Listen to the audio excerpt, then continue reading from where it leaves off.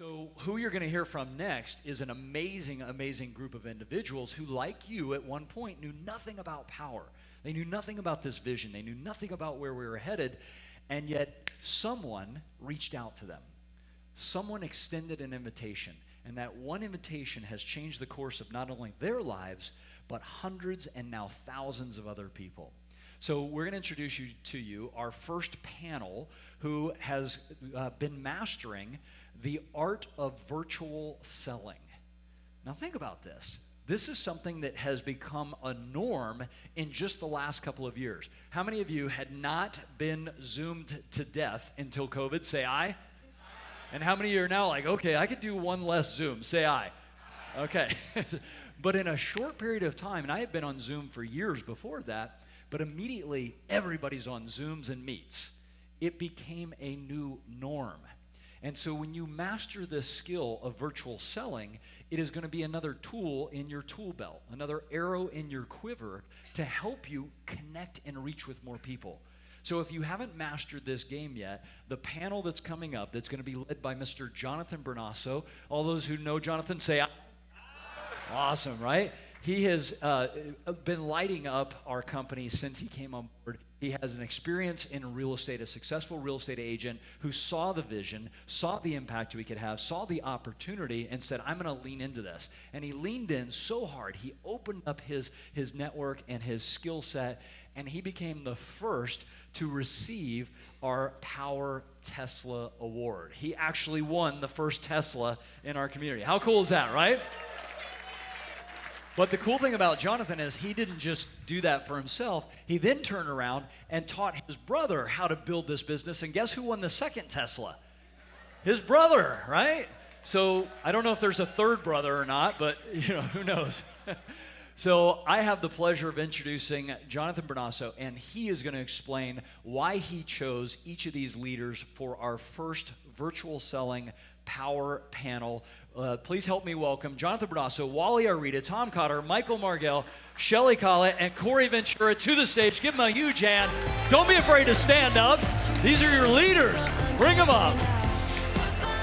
Good job, brother. Hard hug, buddy. Go get him, brother. Wally.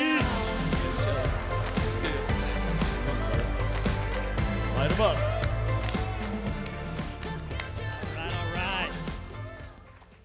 And take a seat. How are y'all feeling, Powur? Hell yeah. Who wants to be in the comfort of their home in pajamas, throw on a polo shirt, and in under an hour make $5,000 frickin' dollars? Yes. What about in your underwear? Say aye. You're all freaky. Right here. That's what we get to do. We get to save people money from the comfort of our own home. And according to Cammie, some of y'all might even do it in a bathtub. I don't know, but you can do it from wherever. The freedom to do it is so important. Virtual sales, that's why we're here. And the marriage of the Powur platform combined with virtual sales, we mastered it. We have the best training here at Powur to do virtual sales. So I couldn't be more proud to introduce some of this hand-selected panel, guys. They have years of experience. They've closed tons of deals virtually, and we're all gonna receive some nuggets from them today to help transform our business. So I'll just say a few numbers, but I'll let them introduce themselves. Not new to solar, but a little bit newer to Powur. Michael Margiel has been in solar for 6 years, and he has sold 18 deals virtually in 1 month. Shelly Collett has been in solar for 6 years, and she consistently helps her team and closes over 7 deals in a month. Wally Arida, everyone knows Wally, right? He's a famous karaoke singer. See him in the bar after this. Wally has been in solar for 6 years. He has a record month of 24 sales virtually in 1 month. Wally has done over 800 installations in his career in solar. And the man that needs no introduction, Tom Cotter, 16 years in solar. He gives of himself, training, resources, selflessly to his team, and he consistently closes deals, but building a team. Him and Rick Joseph and Tom does over 8 deals on average per month virtually as well. So super excited for this panel, guys. What I would like to do is for you to just introduce yourselves real quick, where you're from, how long you've been with Powur, and where have you traveled and worked your business? Wally. Hello, guys. 3 months ago, I was on the beach in the Philippines, and I was selling solar. So that's where I was. I sold solar. I've been doing solar. I've been doing solar for 6 years, like I mentioned, and being able to be in the Philippines, in the beach, in the rainforest, and actually sell and make money is really a great thing. So that's what virtual selling does for us. And I'm just excited to be here and share information with you guys, hopefully teach you guys how to do it. Awesome. And Wally is in Southern California. And Tom. Thank you, Jonathan. Thank you all. I'm so stoked that you all are here, that we're here together. My whole solar career has been in the state of California. I've lived in Clovis, next to Fresno. This last week we moved just south of Kansas City to Lee Summit. Powur is not in Missouri. So one of the things that I'm grateful for is the freedom that we have to work from anywhere. Missouri is not the Philippines, but there are fireflies. And yeah, the freedom that we have on the platform is great, and selling virtually totally ties into all that as long as you have internet, right? That's right. Thanks, Jonathan. Thank you, Tom. Shelly, where are you located, Shelly? Where have you traveled and done solar? I'm actually from about a mile away from here. My mom still lives in the house I grew up in. I live 2 blocks from here now. I have most of my solar experience has been here in Texas, but this platform affords, and our wonderful mentor program affords me the opportunity to work in a lot of states and get to know a lot of different states. My travels so far in the last 12 months are not that exotic. Florida, different places around Texas, but part of what our virtual lifestyle affords me is the freedom and flexibility to be there for my 81-year-old mother who lives a mile away from here and go to lots of doctor's appointments. Awesome. So, awesome. Thank you, Shelly. Mike, newer to Powur, mentor, New Jersey? Yeah, New Jersey. Super. Give it up for New Jersey. Shout out to the East Coast. You know, we hopefully we'll take over the West Coast in time. Super humbled to be here. You know, I've only been here for 4 months, but you know, virtual selling really did change my life, right? Just to give back the most valuable asset we have, which is our time, right? And excited to meet everyone here today and hear everyone's stories. Michael, if you stay in Jersey, I may kill you. Well, you know, happy wife, happy life. You know what they say, right? You got that right. There's my happy wife right there. Oh. All right, ladies and gentlemen, let's jump right in. Which virtual platform do you use to present, and do you have a backup? Feel free to take it. Anybody? I use Zoom.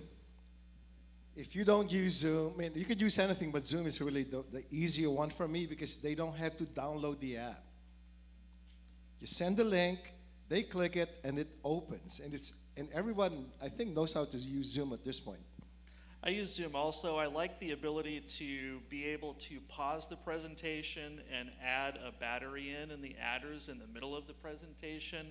I like the ability to give remote control of the mouse to the homeowner to be able to sign documents or click anything if needed. And before I started at Powur, a little over 2 years ago, I hadn't really used Zoom very much.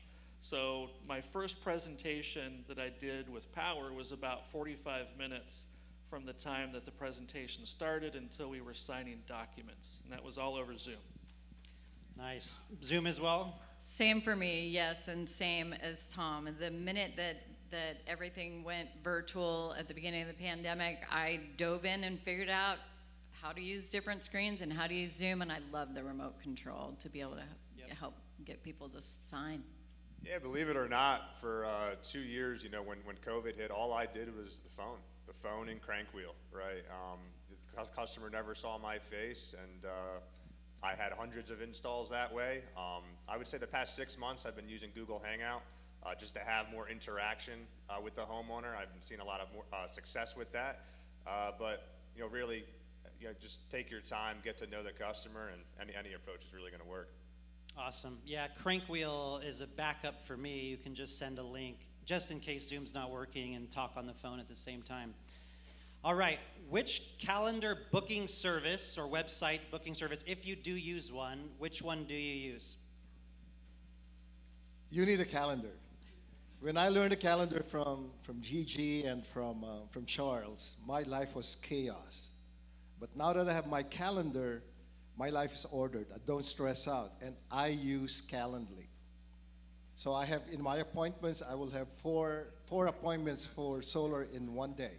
And people have to stick to my calendar. I know there's people here that mentor with me, and they said, can I choose somewhere in the middle? I said, no. I learned that from Charles. You got to stick to my calendar, and Calendly is what I use. I would say same. The calendar is fundamental, crucial, everything Charles said, everything everybody up here is saying, and I learned that from the leaders in the room. I use OneTub, and I also use Go High Level, but calendar, I live by it. Can't do anything without the calendar. You could be good in sales, but to have systems in place, really, and treat this like a business and not a sales rep, that is the most important thing. So one of the things I use is Calendly, like everyone else here, just to stay organized, right? If you're not organized, if you don't have blocked out time, if you don't know what you're doing every single day, if your only plan is to knock doors 2 hours a day, that's not going to cut it, right? So to have a time management tool and to be organized throughout the week, I find that Calendly is the best. I'll be different. I use mixmax.com, and that also allows me when I send an email follow-up. So I have templates set up. So when I use REC modules with in-phase inverters, I have a template set up that after I present, I send that template out, customize it a little bit, and then Mixmax also shows me when that person opens that email and when they click on links. So 3 months later, if I haven't closed them by then, when they open that email, I get a notification, then I can text message them and say, hey, I was just thinking about you. And they're like, oh, it's God's will that I go solar with you now. The goat. Hey, Jonathan. That's the goat. We promised you tip, so I'm going to give you another tip right now. I learned this tip from Rachel. Rachel taught me how to do keyboard shortcuts. You guys use keyboard shortcuts? So when I'm talking to someone, I will say, let me send you my calendar. So in my phone, I will write CAL $. And right away, that will open my long Calendly link, and I'll just say, let me send it to you now. Send. So someone gets my calendar in 6 keystrokes. If Rachel's here, thank you. I use the same keyboard shortcut trips when people want to get my contact name. I say, here's my contact name, WA $. And then they get my entire link. So if you have calendars, I would suggest you do that. It's easy to share calendars other than say, oh, my link is Calendly, whatever. Keyboard shortcuts, guys. Google it and see how to use it. Great tip. Hope you're all taking notes on that. And something I learned from Charles, he has zoomwithcharles.com. So you can go to GoDaddy and buy a simple URL redirect. Even JC Rangel did this, connectwithjc.com. And it just goes to your Zoom link, or it could go to your calendar booking link. And for a calendar, I like youcanbookme.com. So if you want to try another one, youcanbookme.com. And I'm sure all of you your customers get a text reminder day of, email reminder day before.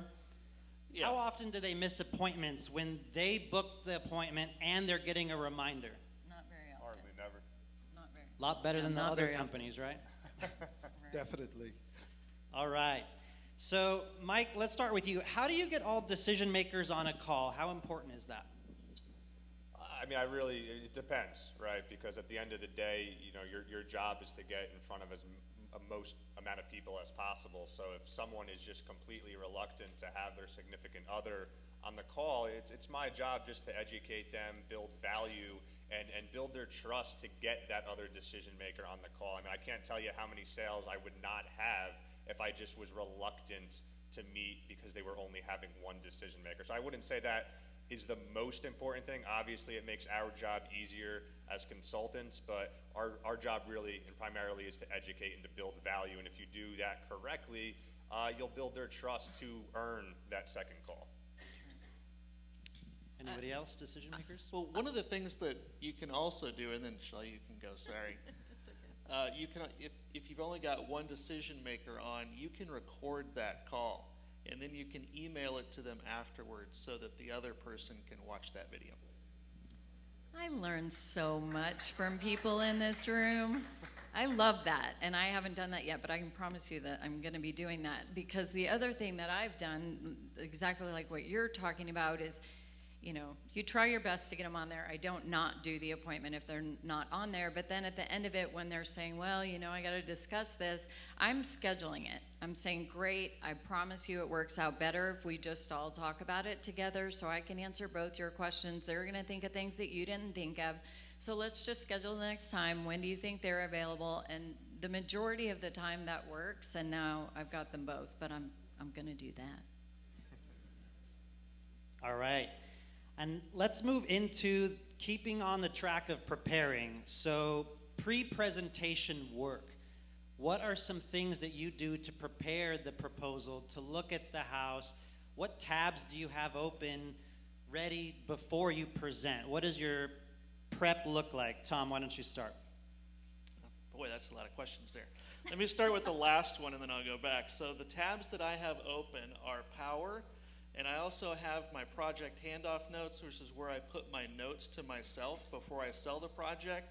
So if like I'm in APS, utility in Arizona, and I wanted to remember that they have an export rate of 9.4 cents, that changes on this coming August 31st. Whatever the specifics are about that utility, I'll put those notes into myself because I'm talking to so many people, and sometimes there are newer utilities to me that I want to remember that. So I'll have that open, I'll review it right before I present. I have our Google slide deck that Jonathan, Desi, and I trained on in Knowledge Base. So if you search 9/1, you'll come up with the master class that we were at, that you can get the presentation deck that educates the homeowner before you get to the solo proposal. I'll also have a PDF of their bill open, not a fuzzy screenshot, but a complete bill so that I can walk them through their bill also.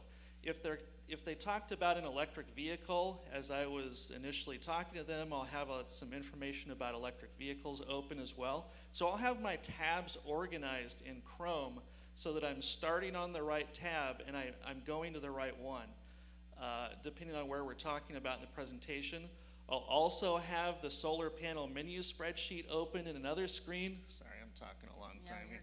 But Chris Bernasso and I keep that updated, so if I'm talking to an engineer and they ask me how much does a solar panel weigh, I can tell them specifically. Most people aren't weird like that where they ask how much a solar panel weighs. I'm going to stop talking and let you all talk more about preparing, but that's the setup that I have on my screen when I'm about to present.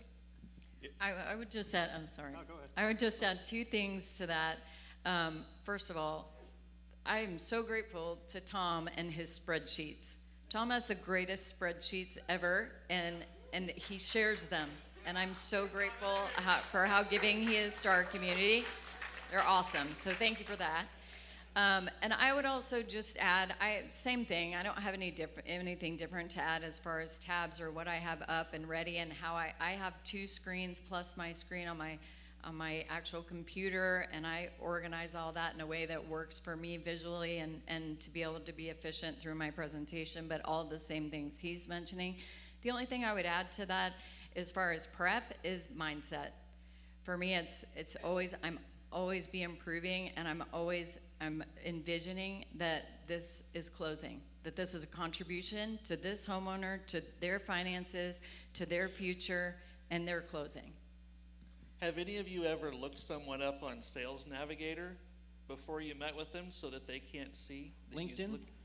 LinkedIn, yeah, Sales Navigator or Facebook? I have once or twice, and I actually see a friend in common, and then I message the friend in common and say, hey, do you know this person? Could you put in a good word for me? Sometimes I even give them the $1,000 ambassador, and it works every freaking time like a charm. Yeah, I mean, not preparing is really just preparing to fail, right? So, I'm making sure on the discovery call to ask very specific questions, to get as much information as possible. I'm taking a walk on Google down their street, right? I'm taking a look at the house. I'm taking a look at the trees. I'm getting the design prepared. I'm getting all my adders. I'm getting everything the way I feel is going to be best. Now, that doesn't always happen, right? Sometimes you have to pivot, right? And we'll pivot when need be, but I'm getting everything ready to the point where I know that this is gonna close. And, to Shelly's point, it's, have that positivity, don't just assume if they have an attitude on the other line that it's not going to go well. Just always assume the sale and prepare the best you can. So preparation is really key. This panel is about virtual selling, not virtual presentation. So keep this in mind. When you do a virtual sale, you are going to close the sale. You're doing the virtual to close the sale. So to me, preparation is important. I need to know if they want an EV. I need to know all the information. And the most important for me is I need to know how to price this. Because I have one chance. I build a product, I sell it. Whatever I prepared, that's what I'm closing. I'm not changing price midstream. Like last night, the other night, I was closing a deal with John, and the lady was trying to, get a lower price, and John was texting me in the back saying, let's give him a lower price. I said, don't say anything. Let me deal with this. So one of the most important things I ask people is, how much do you know about solar? And have you had a chance to talk to other people about solar? I need to know if they're shopping. Guys, you need to know if they're shopping. If they're shopping, you know you can't price them aggressively, right? But if they're not shopping, I'm going for, $7,000, $8,000, $10,000 commissions.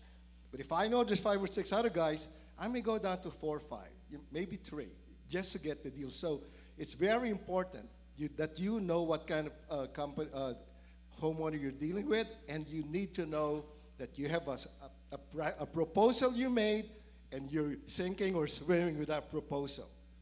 So prep it right away, prep it correctly, and sell it. Sell that proposal. There's a reason why. Yeah, there's a reason why these guys are top of their game. When you come prepared, when you have all the tools, resources, knowledge, when you've set it all up and you're ready on your A game for that Zoom, you're going to crush it. You're going to assume the sale. So being prepared, and that's also going to separate yourself from the competition who maybe not as prepared. I'll just add, if someone didn't say it, having the GPS up, looking at the satellite view, looking at the neighbors with solar, looking at Google Street View, taking a look at the roofing type. You want to have these tabs open so you can go into that Zoom and crush it. And just moving along to the next presenting and closing section, Wally, since you mentioned it, I'd like to know if you guys use a slide deck every time on your virtual presentation, a homeowner slide deck. Do you ever fail to use one? I have a method. Those of you who have seen me close, well, let me put it this way. I joined Powur under 2 years ago. And then they started come up with this, the Powur pairing. So now I know the stats of how much I've sold. I didn't realize I've sold over 200 deals in Powur alone. 100% virtual. 100% virtual. I've never been in home since I sold at Powur. One of my neighbors wanted to, somebody wanted me to close a deal for him 1 mile from my house. Wanted me to go in home. I said, no, let's go Zoom because I don't want to have COVID. But I didn't want to go, but. Lazy. So the close is really what you want to do. So when you do a presentation like myself, the goal is to close that deal. So that is always what I go for. I'm not going into a presentation and say, they say, let me think it over, come back tomorrow. We're not going to do that. Because you guys know, in selling, in home, or in Zoom, if they say, let me think it over, and they call me next week, the chance of that sale closing next week is 50% less, right? Every time they put you back, it's 50% less. So you do whatever you can and close that sale today. That's what this is all about. It's not virtual presentation. Virtual selling. Close the deal. That's how you make money, guys. Slide deck. Mike, do you use a slide deck for your presentations? Yeah, so I use specific, individuals. It doesn't feel like a slideshow. I think one thing that's important is you don't want your clients to feel like they're in a presentation, right? I'm not, that's what I do not want that, right? I want them to feel engaged, right? I want them to feel involved, right? So I'll share certain parts of my screen and certain parts of a slide, but it's just not, they're not gonna feel like they're being presented, right? I'm asking them very specific questions. If I'm talking too much, that's a problem, right? So I want that customer's feedback. I want them to tell me about the picture behind them, right? I want them to be engaged, but you also have a system in place, and we have a system to follow. And to Wally's point, as long as you have these systems and stick with it, it's just math, right? And it's just a numbers game. So yeah. And I think to Michael's point, I think what we're going to start seeing more in virtual sales in our industry is less going through slide decks. There's a tool called Stream Deck that's available on Amazon. That's Stream Deck, and it's a little pad that has buttons on it, and you can program those buttons. And that, if you're interested in doing that, it would allow you to be more fluid in your proposals, so that when a customer asks a question about a panel, you push a button and a 2-minute video comes up about REC panels, or a spec sheet comes up, or you can program those buttons towards whatever you want, so you can still go through a slide deck, but it's more personal that way. I have a feeling our marketing team is going to be coming up with some badass stuff in the next year, guys. Just wait. The Solo is the best selling slide deck you could ever have. You guys should need to look at your Solo and you look at the different things that will help you sell. One of the things I use, Solo tells me that this guy in California is 52 cents per kilowatt hour. But I can sell you for 25 cents. 25, 52 cents. That's in Solo. It'll be there. It'll tell you the difference in prices. It'll tell you the 25-year savings. It will tell you how much it's the cost of doing nothing. Have you guys used this? The cost of doing nothing? That's the biggest thing to sell in Solo, and it's in your slide deck.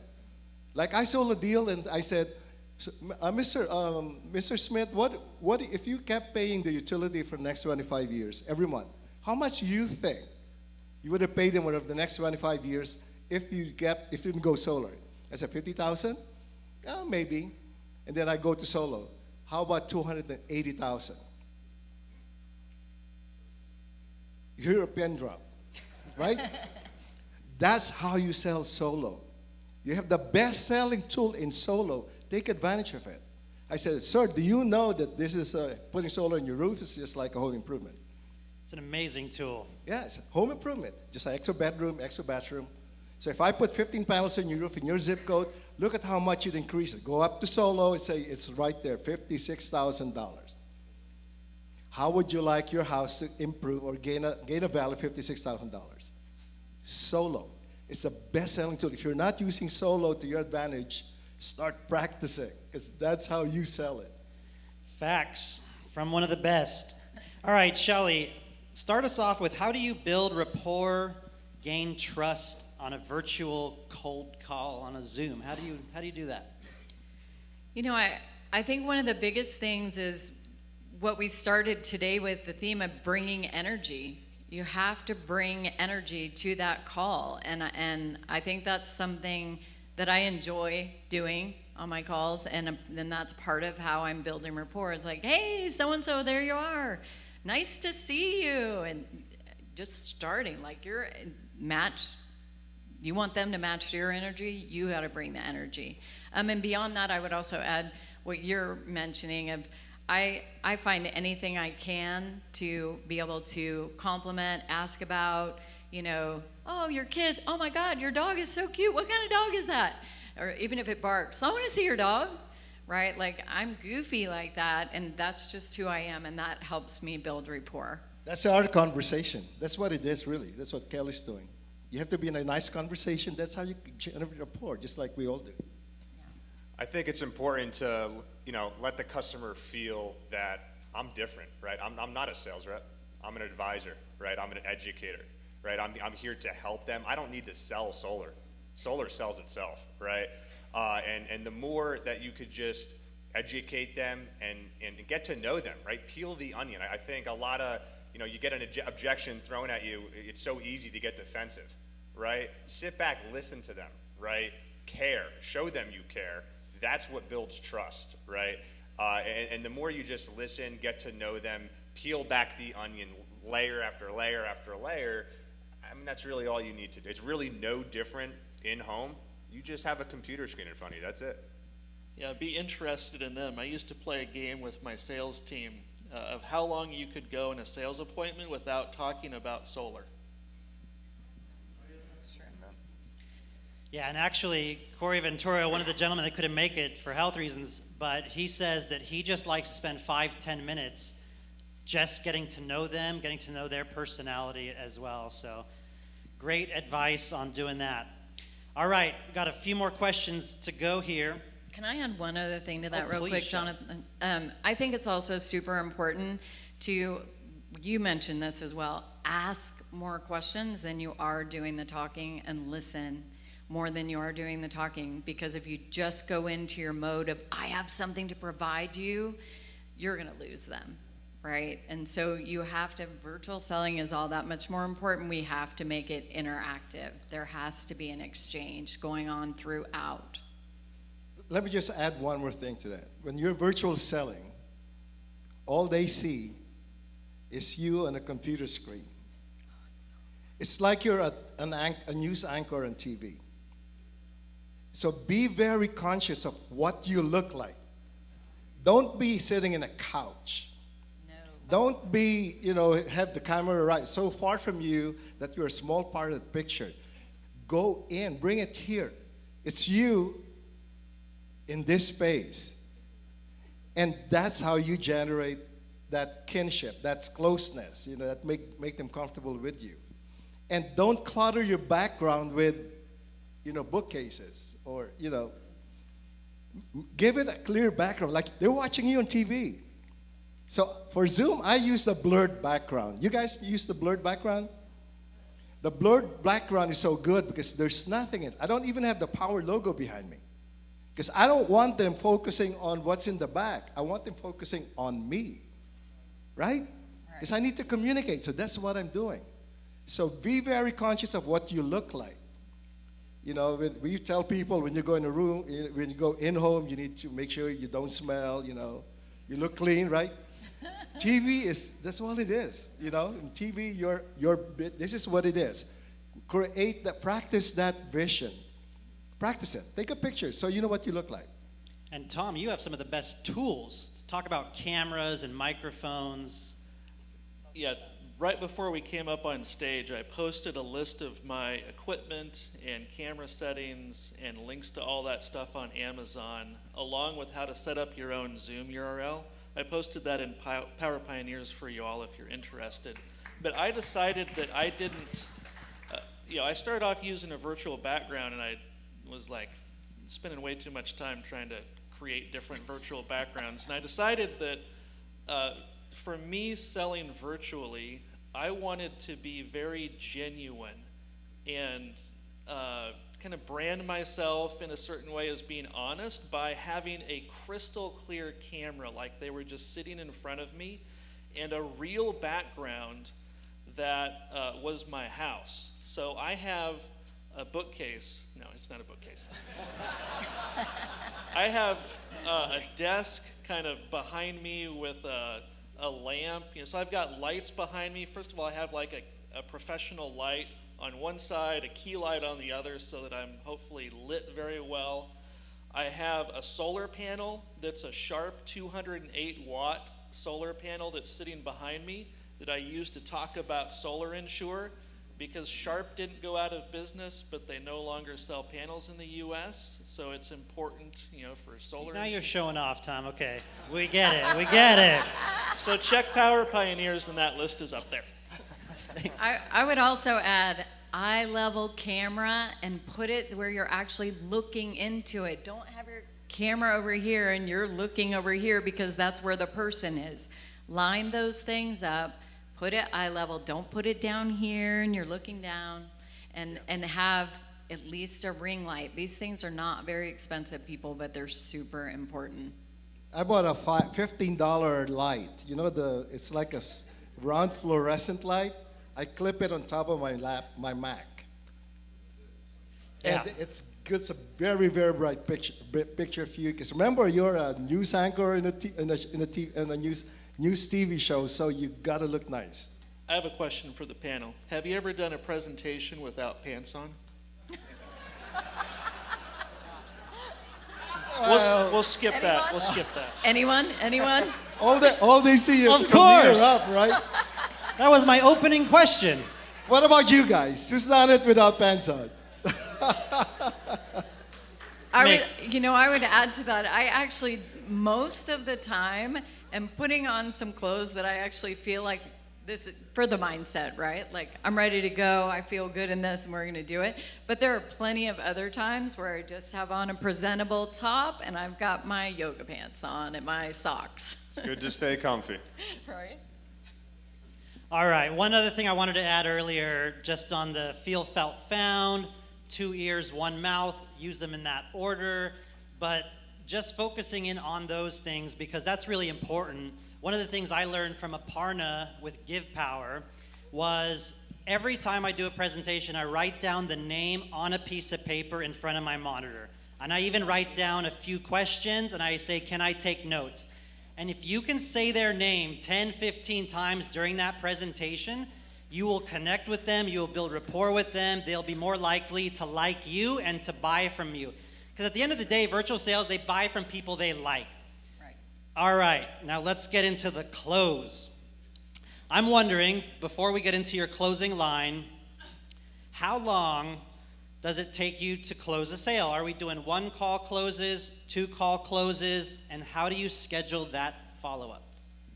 I would say most of the time it's a 2-call close, right? Of course, I'd love to do a 1-call close when possible, but about 80% of the time it's a 2-call close, and I'm making sure to set a firm follow-up. So I put clients in buckets, right? If I know this guy's a girl is a tire kicker, never going to go forward, that's fine, right? But I need to know. I need to know where and which bucket they're in. Are they a high likelihood of closing? Are they maybe a long-term prospect it's worth keeping touch with? But I need a dead set follow-up. And if they're not willing to set that follow-up, I'm trying to uncover why. And I'm looping back around and uncovering what is the real objection. Yeah, I would agree with that. I do the same thing. I definitely write down their name, and I'm referring back and saying their name as much as possible. Mine are mostly 2 as well. I would, they happen 2 to 4 out of 10, I would say, are 1 call closes, but most of them are 2. And as a general rule, I do not leave a conversation or a consultation without the next thing scheduled. So if they're, for any reason, they're saying, well, I've got to do this, or I'm going out of town, blah, blah, blah, it's like, okay, great. And even if it's got to talk to the spouse, great. We're scheduling it, and I typically just schedule it as the next Zoom. And we're going to get together, and you're going to have an answer then. And my question that I use once I get to that point is, what else do you need to know before you get your project started to get you qualified? Yeah, that's good. Or how does this sound? Or click the qualify button and start filling out their information, the assumptive close. Yeah. Let's see if you in the house qualify for this program, because if not, we can look at another option for you. When I'm making a presentation, if the deal is qualified, if the homeowner is interested, if there's a need, and they're talking to you, this sale should close. That's your mindset, people. the sale must close. If it doesn't close and you're not able to help him get a good product that will help him for a long time, it's your fault. You missed something. Your fault. You did something wrong. Because when you close, when you're doing the sale, it's a clean slate. You're the perfect guy. And every time you say something that they don't like or something that's wrong, you start chipping away at your image. So make sure you always try to be clean and not make mistakes. They should close. And I would say, if a deal's qualified, I would say 50% they should close. Now that you have the Powur mentoring, stats, look at the stats of Jonathan. Look at our stats. Our deals are closing 40, 50% of the time because they should close. So that's what you guys should focus on. Don't settle for, I'll call you tomorrow. No. You're signing now. Wally's so good, he looks past that sale because he's already assumed it. He plants referrals every step of the way and the ambassador program. We didn't touch on that, but he's one of the masters at that. My brother is also great at that. He'll get 5 referrals the next day, but you're also planting those seeds every step of the way. All right, you've done the work, you showed the presentation, you're at the price. Do any of you have a magic closing line or closing question? Start qualifying the lead. It's something I learned before Powur when I was going in home. You start closing by getting them qualified for the loan. If you're not familiar with it, if you're new in solar, that's the hardest thing to do. Try to start getting them qualified for the loan. But if you're not getting information to qualify for the loan, you're not closing. Once you get there, it's downhill. You gotta qualify them for the loan. Yeah, I would just say I get them to say yes about 3 times, right? So I get them to agree with the design, right? The design looks good, right? Oh, yeah. Okay, that this program, that this ownership program, you think based on everything we discussed today, right, this is gonna be a good fit for you, correct? Oh, yeah, this is great.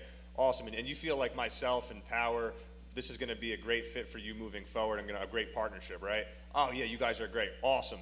The next step here, let's do the credit check.